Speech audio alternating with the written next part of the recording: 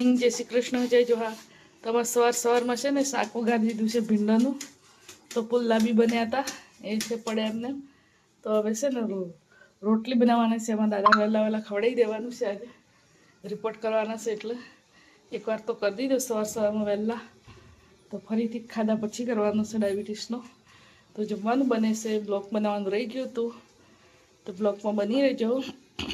જો નાઈને રેડી થઈ ગયું છું, હવે બનાવવાનું છે જમવા. તો શાક તો બની ગયું છે, લોટ બી બંધાઈ ગયો છે. તો રોટલી કરવી બાકી છે, તો હું રોટલી બનાવી દઉં. સુરભી મેડમ અમારા આવી ગયા છે, એ રહ્યા મોબાઈલ જોઈશે. તો આર્યને બી ઘરે છે.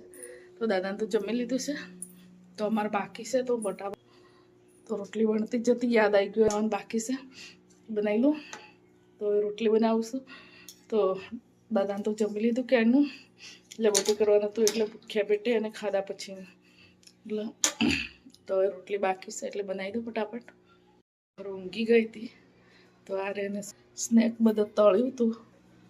જો અંદર મૂકતી છે તળી પાછું એને દાદાને ખવડાવી દીધું છે પ્લેટફોર્મ. તો એવું કરી નાખે ને બાપા, ના પૂછે વાત.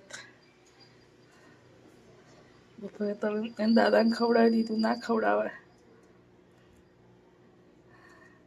ખાવું છે એમ પૂછ્યું હશે બિચારા કે લાય એમ, તો બિચારા ખાઈ જ લીધું.